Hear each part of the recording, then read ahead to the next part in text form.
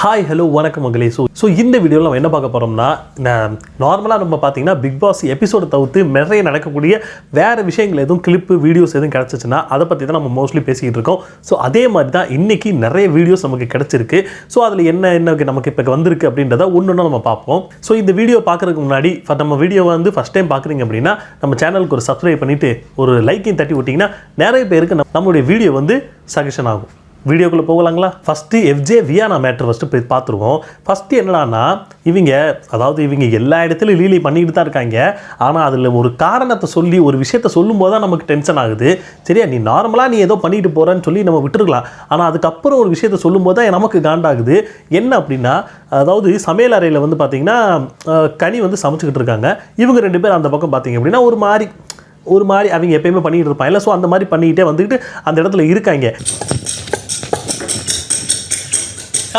இப்போதான் நீங்கள் நல்லா கவனிச்சு பார்க்கணும். எஃப்ஜேக்கு தான் கையில் அடிபட்டிருக்கு. அப்போ அவனுக்கு தான் வியானா ஊட்டி விட்டுருக்கணும். ஆனால் இந்த இடத்துல எஃப்ஜே தான் பார்த்தீங்கன்னா வியானாக்கு ஊட்டி விட்டுருக்காங்க.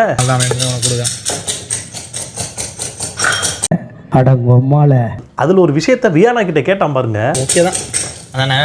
அது கூட இல்லை, இதுக்கு அந்த அம்மா எதுவுமே சொல்லவே இல்லை. அப்புறம் ஒன்று பண்ணா பாருங்க.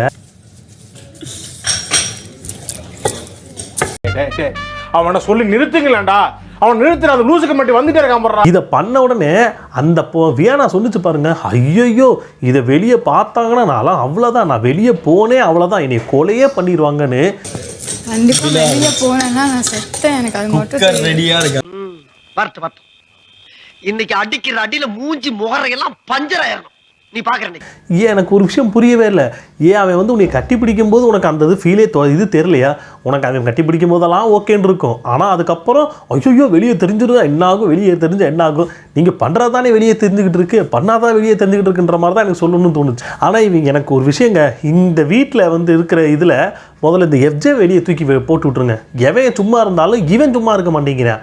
ஆனால் கடைசியில் பேர் வாங்குறது யாருன்னா அவங்க இந்த பொண்ணு தான் வாங்கிட்டு போயிடுறாங்க. அந்த மாதிரி தான் ஆதிரை மேடல் நடந்துச்சு. இப்போ வியானா அடுத்து கனினா, ஐயோ இவன் பண்ணுறதெல்லாம் ரொம்ப கேவலமாக இருக்குது. அதுக்கப்புறம் வியானா ஒரு டான்ஸுன்னு ஒன்று ஆடிச்சு பாருங்க. அதில் நான் கூட என்ன நினச்சேன் அப்படின்னா, குளிச்சுட்டு அப்படியே வந்துக்கிட்டு டான்ஸ் ஆடிக்கிட்டு இருக்கு போல நினச்சேன். இல்லை, அந்த அம்மா அங்கிட்டு கிடக்கிற அந்த ஏதோ போர்வை மாதிரி ஒன்று இருக்குது, அதை இடுப்பில் கட்டிக்கிட்டு ஒரு டான்ஸ்ன்னு ஆடிக்கிட்டு இருக்கு.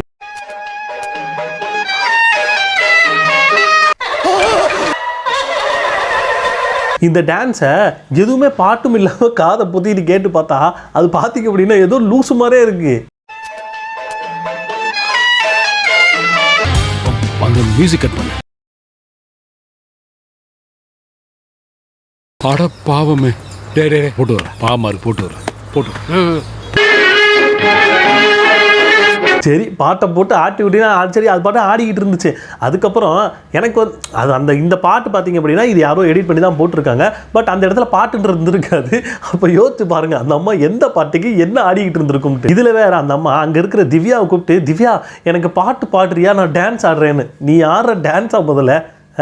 அதுக்கு அந்த அம்மா பாட்டு வேற பண்ணுமான்ற மாதிரி தான் இருந்துச்சு.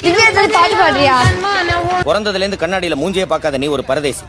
உங்க பிரச்சனைக்கு நடுவில் நான் எங்க வந்தேன்? ஏன் வேணா ஏமண்டே போட்டு விட்டுறேன். அடுத்து அந்த பக்கம் பார்த்தீங்கன்னா நம்ம விக்ரம் விஜய் பார்வதி இவங்க ரெண்டு பேர் உட்காந்து பேசிக்கிட்டு இருக்காங்க. அப்போது விஜய் பார்வதி என்ன கேட்டாங்க தெரியல. சப்போஸ் அந்த ஒரு சண்டை வந்துச்சு பார்த்தீங்களா, அந்த ஒரு லெட்டர் மொட்டை கடிதாசின்னு சொல்லி. ஸோ அந்த சண்டையை பற்றி இந்த இடத்துல விக்ரம் கிட்ட பேசிக்கிட்டு இருக்கும்போது விக்ரம் தரமான ஒரு செருப்படியை கொடுத்தாரு. என்ன அப்படின்னா, விக்ரம் சொல்கிறாரு, அதாவது நீ இந்த மாதிரி ஒரு விஷயத்தை கேரக்டர் அசோசினேஷன் பண்ணிக்கிட்டு இருந்த. ஸோ எல்லாருக்குமே இந்த இதில் கோவம் இருந்துச்சு, உங்ககிட்ட பேசணுன்ற மாதிரி இருந்தாங்க. பட் அவங்க கோவப்பட்டு எல்லாருமே மொத்தமாக வந்துருந்தாங்கன்னா நீ அட போங்கடா அப்படின்ட்டு நீ பாடி கிளம்பி போயிருந்திருப்ப, இந்த விஷயத்தை அப்படியே இது பண்ணி விட்டுருப்ப. பட் இந்த இடத்துல அவங்க தெளிவாக என்ன பண்ணாங்க அப்படின்னா, ஒவ்வொருத்தவங்களா போய் நீ பேசுன்னு சொல்லி ஒவ்வொருத்தவங்களா போய் இதை பேசுனதுனால இது அங்கேருந்தே இதுனா அப்படியே அது சுக்குநூறாக உடஞ்சி போயிடுச்சு. இதுதான் உனக்கு நடந்துச்சுன்ற மாதிரி விக்ரம் இங்கே போட்டு உடச்சிட்டாரு.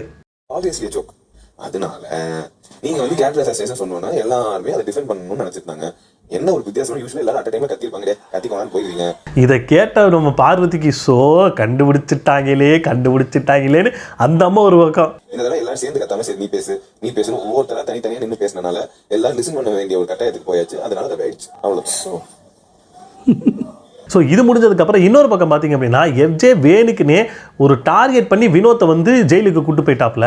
அந்த இடத்துல ஜெயிலுக்கு போனவனை வந்து ஜெயிலுக்கு போயிட்டமேன்னு சொல்லி வருத்தப்படுறது இது பண்ணாமல் இவங்க அங்கே என்ன பண்ணிட்டு இருக்காங்க தெரியுமா? ஒரு பக்கம் சாப்பாடை பஃபே மாதிரி வச்சுக்கிட்டு இருக்காங்க, இன்னொரு பக்கம் கனியை அவனுக்கு ஊட்டி விட்டுட்டு இருக்கு. அது மட்டும் இல்லாமல் வியானா பக்கத்துலேயே உட்காந்துக்கிட்டு இருக்கு. அது மட்டும் இல்லாமல் நம்ம விக்கல்ஸ் விக்ரம் பாட்டு பாடிக்கிட்டு இருக்கான், அந்த பக்கத்து இருந்து ஒருத்தர் மியூசிக் போட்டுக்கிட்டு இருக்கான். அதுவும் இல்லாமல் அங்கிட்டு நம்ம வினோத் வேற அவர் கூட உட்காந்துக்கிட்டு இருக்காரு. இவ்வளோ வச்சுக்கிட்டு இருக்கேன், மறுபடியும் ஏதோ சொல்லிட்டு இருக்கான் போல இருக்கு. இதுக்கு விக்ரம் டென்ஷன் ஆயிட்டான். ரொம்ப வெறுப்பேத்துறாங்க ஜெயில பஃபே சிஸ்டம்ல சோறு. ஏன்டா நீ ஜெயிலுக்கு வந்தியா இல்லை பிக்னிக்கு வந்தியான்னு சொல்லி கேட்டே விட்டான் அந்த இடத்துல. என்ன நாயே, ஜெயிலுக்கு வந்தியா இல்ல பிக்னிக் வந்தியாடா? இதுக்கப்புறம் நாங்கள் ஒரு பெரிய சம்பவம் நடந்துச்சு. அதாவது இவங்க வந்து நேற்றுக்கு வந்து எக்ஸ்கவேஷன் அப்படின்னு சொல்லி கூட்டு போகிறோன்னு சொல்லி கூட்டு போவாங்கல்ல, அந்த ஈவி அந்த இது கூட்டு போவாங்கல்ல. ஸோ அந்த மாதிரி இதில் கூட்டு போகிறாங்க. கூட்டு போனால் ஒவ்வொரு இதில் பார்த்தீங்க அப்படின்னா ஒவ்வொரு இது வச்சுருக்காங்க.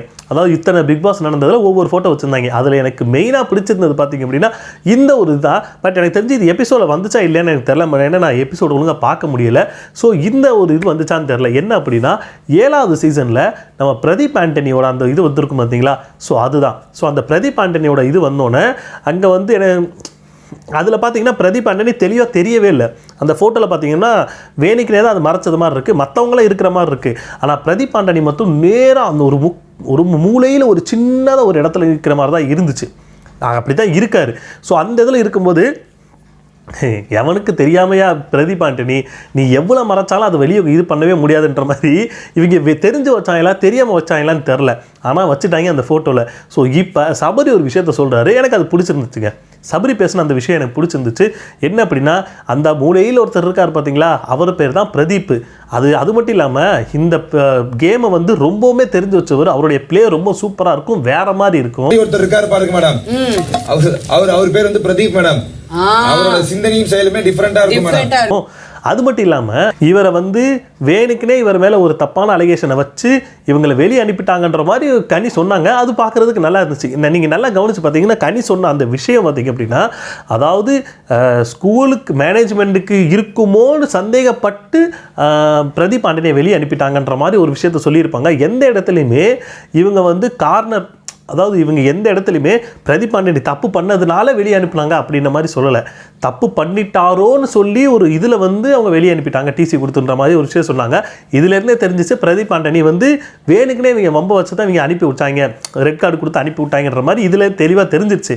ஆனாலும் அவர் பண்ண ஒரு சில விஷயங்கள் தப்பா இருக்கும் அப்படின்னு ஸ்கூல்ல முடிவு பண்ணதால ஸ்கூல் நிர்வாகம் இவரை டிசி கொடுத்து. ஆனால் சபரி விடுற மாதிரி இல்லை. நீங்கள் இப்படி சொல்கிறீங்களா, நான் இந்த மாதிரி சொல்கிறேன் அப்படின்னு. அதாவது இப்படி ஒரு விஷயத்த சொன்ன உடனே சபரி இந்த விஷயத்த சொன்னார்.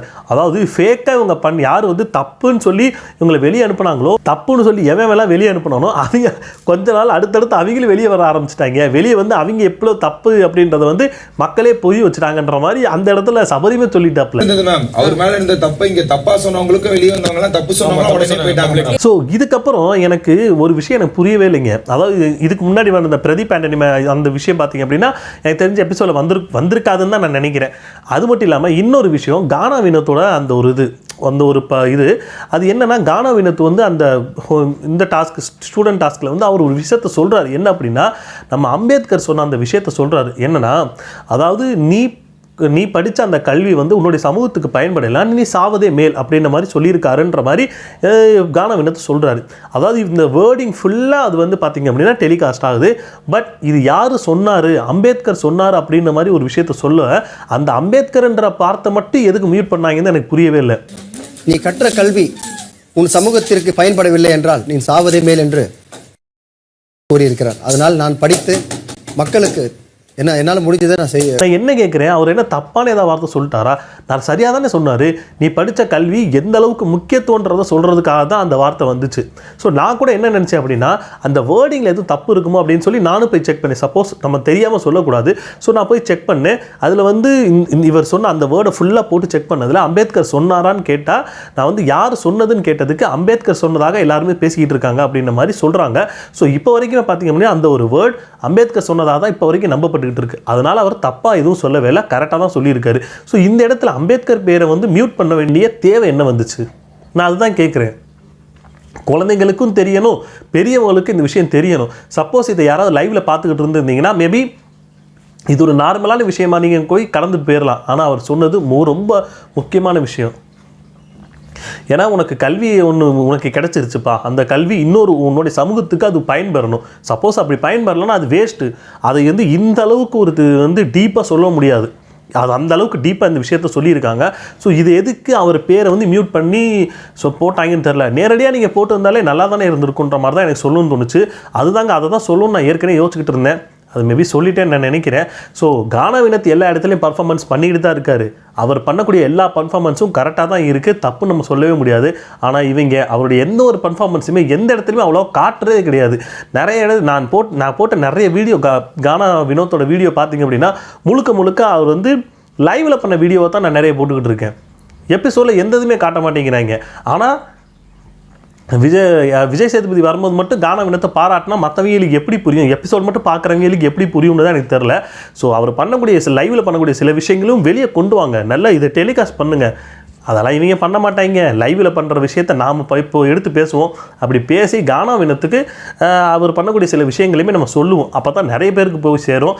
எப்படி இருந்தாலும் கானா வினோத்துக்கு சப்போர்ட் இருக்க தாங்க செய்யுது, நம்ம இல்லைன்னு சொல்லவே முடியாது. ஸோ அவ்வளோதாங்க, நான் எடுத்து வந்த வீடியோஸ் எல்லாத்தையும் பேசிட்டேன்னு நினைக்கிறேன். ஸோ இதில் உங்களுக்கு எது பிடிச்சிருந்துச்சுன்னு கமெண்ட் செக்ஷனில் கமெண்ட் பண்ணுங்கள். ஸோ இந்த வீடியோ உங்களுக்கு பிடிச்சிருந்தா லைக் ஷேர் கமெண்ட் பண்ணுங்கள். ரொம்ப பிடிச்சிருந்தா சப்ஸ்கிரைப் பண்ணி வச்சுங்க. அடுத்த வீடியோவில் பார்ப்போம். Ta-ta, bye bye.